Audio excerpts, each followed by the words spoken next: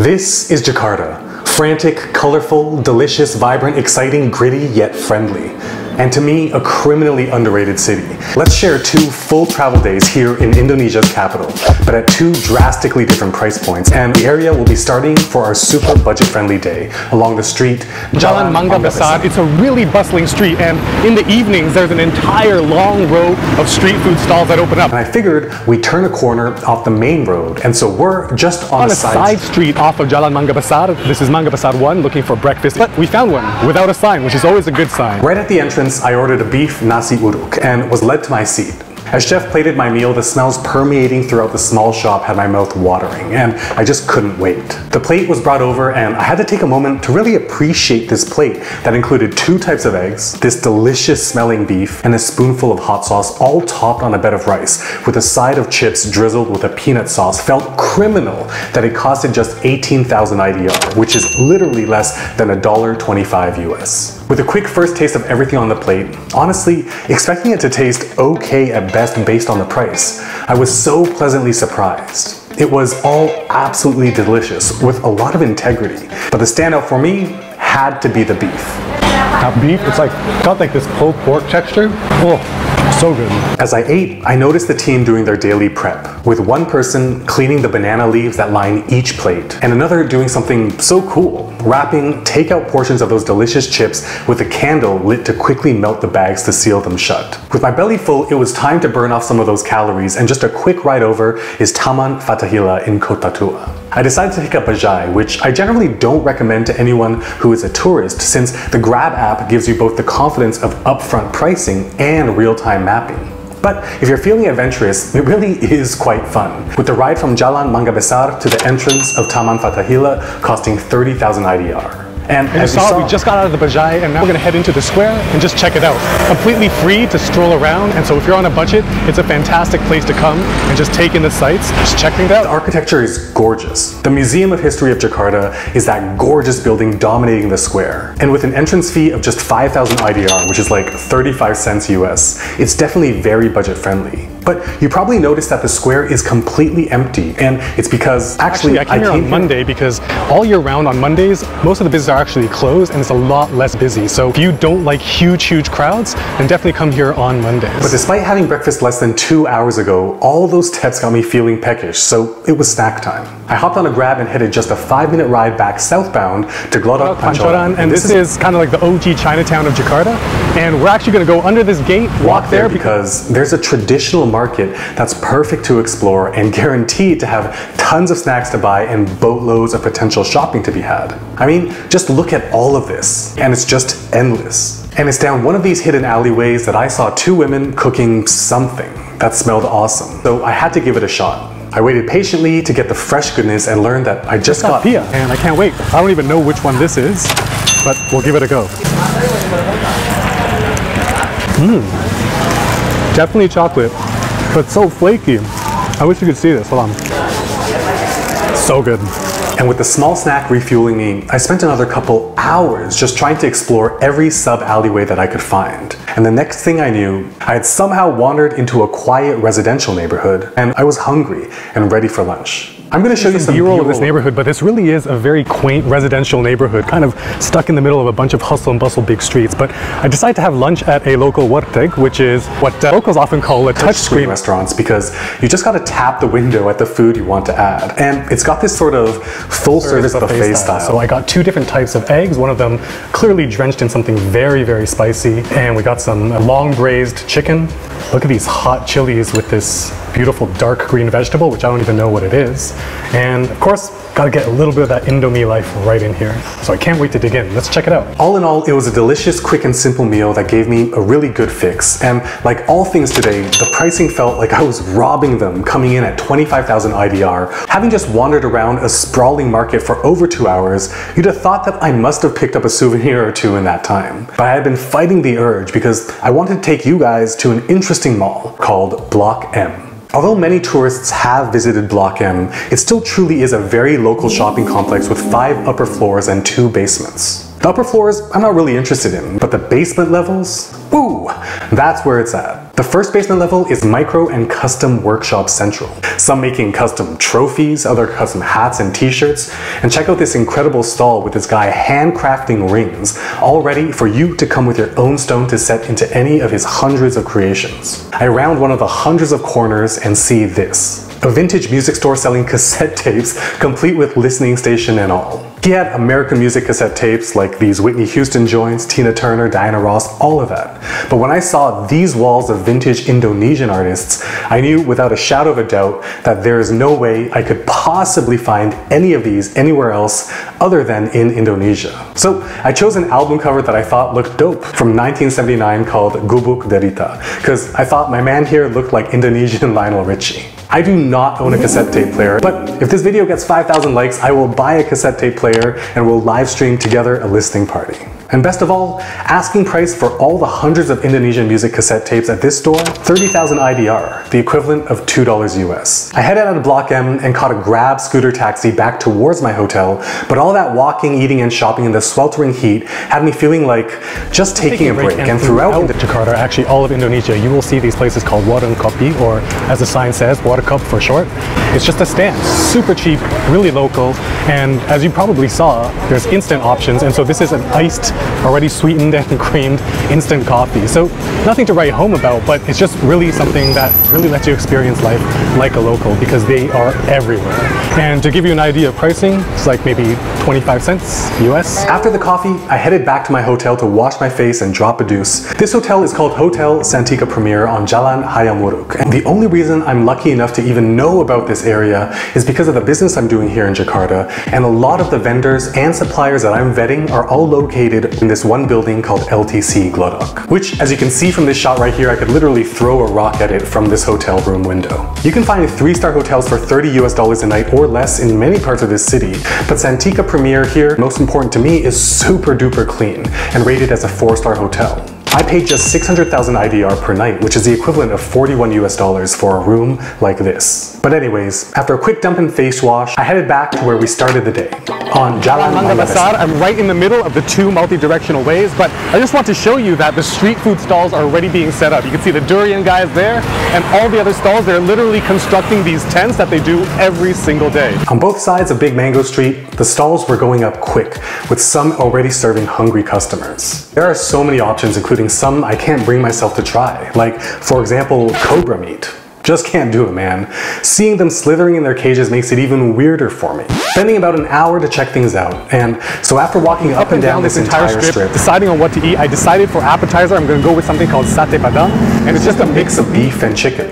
And taking a look at the preparation is just awesome. A huge pot of thick simmering sauce behind a charcoal flame grill as the handful of skewers is laid on top and struck with oil using a skewer striking brush, as the meat is left to rest, only rotated occasionally. The freshly grilled skewers are placed on that bed of rice and absolutely drenched with that thick gravy, only garnished with some dried onion bits for a bit of textural variety. I'm starving at this point, so I'm just gonna dig right in. Yeah, there's just all of these beautiful little skewers. Oh my god. Anything that's spicy here so far, I just love it because it's not trying to prove anything. It's so delicious without being too in your face. I just gotta say, I thought this was rice, but it's actually like a rice cake. Whereas like in North America, this is like Thanksgiving mashed potatoes kind of. And this spicy gravy, this is so good. And it was time to move on to the main course. Nasi goreng, or fried rice, is arguably the most common dish in the country. Chef oiled up the wok, cracked in the egg, dropping the beef and firing them up together, and the smell was already driving me nuts. In went the rice, a bit of salt, some sauce and heat, and within 20-30 seconds of vigorous wok action, it was ready for plating. And similarly to the sate padang I just had as an appetizer, it's really just garnished on top with these really crunchy, crispy, tiny little fried onions. Can't wait to dig in, and of course the classic cracker. You get a bit of rice on there. Wok style cooking, that like intense heat just brings out so much. I'm a very happy person right now. This is delicious. Can't get enough. And to wrap up the meal, I went in search for dessert. And the answer screamed at me in the form of something called martabak. And watch them make it to order. A round molded griddle about an inch deep, and in went the batter, allowing it to cook until the bubbles formed around the edges. At which point, a ridiculous amount of sugar was sprinkled on top, and the whole thing covered for a minute or two.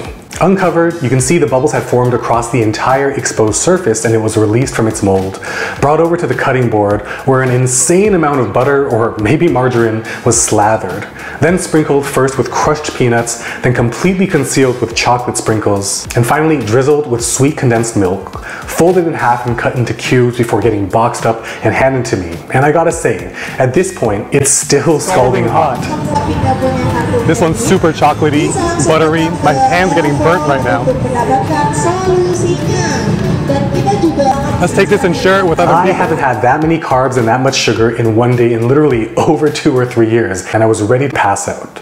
But not before doing a tabulation of the day's expenses. For a grand total of 269,000 IDR, which means for a full day, it costed less than 19 US dollars. Unreal. I passed out thinking of the day to come, and when I woke up the next morning, was happy that I could say to you, welcome to day 2 right here in Jakarta. Today we're going a little bit more touristy, definitely a bit more expensive, and right now we are at a restaurant called The Acre. To answer your next question, yes, I am wearing the exact same clothes as yesterday, and that's the beauty of merino wool. Dries super quick, doesn't smell bad, one bag travel, this is the way to go. Let's check it out. Looking at the menu, I decided on a pick-me-up caffeine drink of an avocado coffee, and for the meal itself, opted for an Indonesian oxtail soup. As I waited for my avocado coffee, I wanted to appreciate the beauty of the design and decor of the place. From the dimly lit indoor ambiance to the serene patio vibe I chose to sit at, featuring a ton of foliage, a water feature, and of course, some elaborate wood-carved statues that Indonesia's craftspeople are so well known for. The avocado coffee got brought out first, and it comes just like this. So this is the primary thing, which really feels like almost like an avocado pudding, slushy kind of consistency. And then of course you got a shot of espresso. It'll go right in. What's served with ice cream and also some chocolate sauce. I really don't need any of these super sweet. I never thought to mix espresso with avocado and cream, and it's awesome. And just as I finished testing out the avocado coffee, my oxtail soup arrived. I'd never had oxtail soup in my life, but I am so happy I ordered it. Let's do a broth taste test here. I wouldn't say it's necessarily the most complex broth by any Stretch of the imagination, but it was clean, clear, and refreshing, despite being hot. And then it was time to break off a little bit of this oxtail right here first. Oh, that is tender, fatty. Can't wait to finish this. We're gonna head out and take a nice half-hour walk because pretty close by, we're over here at Taman Ismail Marzuki, and it's an arts, cultural, and science park. So this is completely free to explore and just really absorb a lot of what Indonesia has to offer. It is a huge sprawling space complete with an observatory, footpaths, art, and as an architecture and design nerd myself, I was pleasantly surprised to find models of the complex itself. But the thing I liked the most was the grand library. After just over an hour exploring Taman Ismail Marzuki, I was feeling a bit peckish for a snack. I caught a Grab scooter taxi over to Sarina, which is technically the first department store ever in the country of Indonesia, and literally the first escalator in the entire country still stands here. It's no longer operational, but it's kind of like an attraction in and of itself to check out. As an everyday carry-obsessed guy going upstairs, I got really tempted by some of their traditional lives, from fixed blades to these lovely karambits. But as a one-bag traveler, those were not ever going to make it onto a plane with me. So I headed straight to the basement because the main reason we're at Sarina is to go to an OG bakery or dessert-style snack shop called Sari Sari since 1967. And just gonna pop open. I just got a really small selection of things, and I don't even know what they are. I'm just gonna show you real quick. But the selection in Sari Sari is absolutely insane, so it was a blessing in disguise that I couldn't read. The problem is, though I thought I was feeling peckish for a snack, those treats really just acted like an appetizer, and I decided to walk the half-hour walk to the lunch spot I wanted to check out, called Telaga Sampirun, and it's like an oasis in the middle of the city. And one thing that I've been told is that it's really known for its seafood, so of course I'm going to be digging into some seafood here. I'm going to show you guys a little bit around here because it's absolutely gorgeous. But before I do, I'm going to quickly choose what I'm going to eat. As for food, I ordered a fried whole fish and opted for the mango sauce out of the 4 options, a stir-fried bitter gourd as my veggie, a deep-fried shrimp with chilies, these beef slices with what looked to be some very spicy sauce on top. As the food arrived, all I could say is, looks amazing. So we got the veggies. That's like really, really, really bitter as an aftertaste, but so sweet and savory going in. That's what she said. Try the beef. Holy cow, that is tender. Oh my god. Go for the shrimp. I think I'll treat it as a finger food. This batter is fantastic. Do this mango-styled fish. Okay, that's delicious in terms of the fish itself, but for me, mango sauce, way too sweet. And that's that. With lunch out of the way, I think it's time for us to head out onto the next stop is souvenir shopping to one of the most touristy malls in the city called Grand Indonesia. It is so big that it's split into the East Mall and West Mall, spanning nearly 7 million square feet across all its floors. But the store I'm headed to is called Alun-Alun on the 3rd floor of the West Mall, as it houses a higher end collection of all things Indonesia. In terms of what Indonesia is known for, textiles and fabrics are high up on the list, as are wood crafts. But you'll find cultural items like these traditional puppets, smaller items like jewelry, coin pouches, and toys for kids. But again, probably most prominently on display are fabrics, textiles, and clothing. I have an unhealthy obsession with boxes in general, and thought these wooden boxes at Alun-Alun looked super cool, with these natural wood cross sections surrounding a matte black sea. But also, as someone who makes quite a lot of everyday carry product videos, I thought this black island could also make a really cool backdrop for shots of EDC things. Like here, check it out. I'll just put this wristwatch on top of the box right over here so you can see what I mean. Part of the reason why I chose this box. With souvenir shopping out of the way, I decided to order a grab scooter to head back to the hotel just to chill out for a minute. The Gunawarman is the hotel I chose because it's so unique. This low-rise, old-world hotel is just awesome. As for the room, opening the door, as soon as you step in, it just feels very regal. Right at the entryway is the sink and vanity, and to the right is a separate toilet room, which is nice, you know, to keep the smells contained. To the left of the entryway is a large shower. The bedroom itself is lovely, with a gigantic California king-size bed, and as you can see, the ceilings are ridiculously high. It was just about 3 in the afternoon when I got back to the hotel, but honestly, I was feeling a little bit restless. So I called up Felicia, knowing damn well she was busy with work, to meet up for coffee and desserts at a pretty trendy spot just steps from the hotel. With a small patio at the entry door, along with takeout and their exposed bakery kitchen on the main floor. Heading upstairs is where their dining room is, and like you saw, it's a really cute quaint spot here at the Broad General Store. Braud, maybe? For our drinks, Felicia opted for the house iced lychee tea, and I just went with my usual iced black coffee. And for desserts, I went with their Basque cheesecake, while Felicia gave their tiramisu a shot. And how was it all? It is so good. I'm gonna steal some of Felicia's tiramisu. Perfect amount of sweetness. The clock struck 5 and Felicia had to head back to a work meeting, so I hopped on a Grab to find dinner. And this restaurant is called Sky. It is on the 56th floor of the BCA Bank building right in central Jakarta. And even though it's not traditional Indonesian food, I just think that just the view is absolutely incredible. So if I were you, I'd recommend looking at what time sunset is going to happen on the day that you're here and try to arrive about half an hour to an hour earlier just to really appreciate this view. Also, I'm going to show you the patio, which is kind of where everything is happening, but I chose a dining room. It's been a hell of a day, just boiling in the sun in the sweltering heat of Jakarta, so I just wanted the air conditioning, some nice ambiance. Wait till we get the food. Enjoy, bon appetit. Thank you. I ordered their 72-hour slow-braised USDA prime ribs that comes with a side of crispy layered potato dauphinoise and these little fluffy mounds of pea puree, and their saffron-infused duck fat truffle fries on the side. The verdict? Always gotta give fries a go first. Holy shit. Not gonna lie, I could've just gotten 6 of those. Let's give the beef a go. Okay, I don't even need a knife. 72 hours of cooking will do that.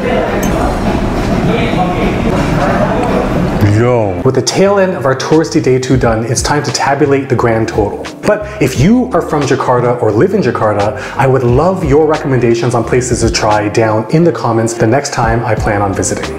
But for now, the moment we've been waiting for here are the grand totals with and without the hotel. $2,470,000, or the equivalent of $170 US for 3 meals, a snack, a coffee and cake, and some souvenirs, plus transportation between all those places. And oh, I almost forgot.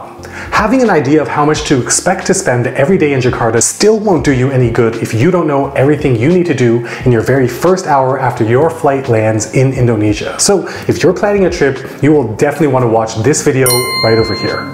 I'll leave it on screen for a few seconds so you have time to click or tap it. But while you're getting ready to do that, if you got value from this video, consider liking, subscribing, and hitting that bell so you'll be notified the moment new videos just like this one drop.